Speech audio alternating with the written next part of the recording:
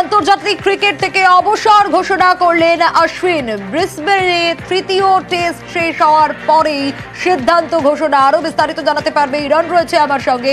ইরন, তাহলে সিরিজের বাকি দুই টেস্টে অশ্বিনকে আর পাচ্ছেন না রোহিত শর্মারা? একদমই দেখো, রবিচন্দ্রন অশ্বিন ভারতীয় ক্রিকেটার হিসেবে, মানে স্পিনার হিসেবে সর্বকালের অন্যতম সেরা ক্রিকেটার। সেই অশ্বিন অস্ট্রেলিয়ার সঙ্গে সিরিজের মাঝপথেই তৃতীয় টেস্ট লিসবন টেস্ট শেষ হওয়ার গাব্বায় ম্যাচ শেষ হওয়ার সঙ্গে সঙ্গে দেখা যায় টিভির পর্দায় তিনি কাঁদছেন, বিরাট কোহলি তাকে সান্ত্বনা দিচ্ছেন। তখন থেকে জল্পনা শুরু হয়, তাহলে কি অশ্বিন ক্রিকেটকে বিদায় জানাতে চলেছেন? কয়েক মুহূর্তের মধ্যেই অধিনায়ক রোহিত শর্মার সঙ্গে তিনি প্রেস কনফারেন্সে আসেন এবং তিনি ঘোষণা করেন সব ধরনের আন্তর্জাতিক ক্রিকেট থেকে তিনি অবসর ঘোষণা করলেন।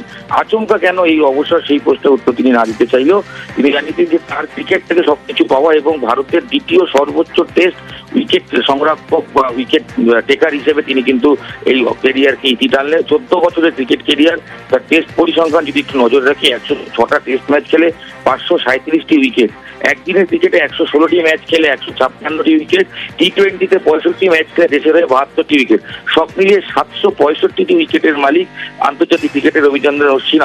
38 বছর বয়স।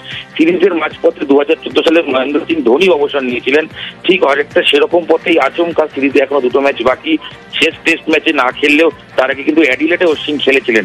আচমকা তিনি অবসর ঘোষণা করবেন এটা অনেকেই এক্সপেক্ট করতে পারেননি। প্রাক্তন ক্রিকেটাররা অনেকেই শক, কারণ মনে করা হচ্ছিল অশ্বিন হয়তো অন্তত আরো একটা বছর ক্রিকেট খেলবেন, কিন্তু সবকিছুকে মিথ্যে প্রমাণ করে তিনি আচমকা অবসর ঘোষণা করলেন। যদিও তিনি আইপিএল খেলবেন বলে জানিয়েছেন, তবে দেশের হয়ে আর নামবেন না রবিচন্দ্রন অশ্বিন। কুম্বলে এবং অবশ্যই তার পরবর্তী হরভজন যমুনায় অন্যতম সেরা ক্রিকেটারের নাম রবিচন্দ্রন অশ্বিন।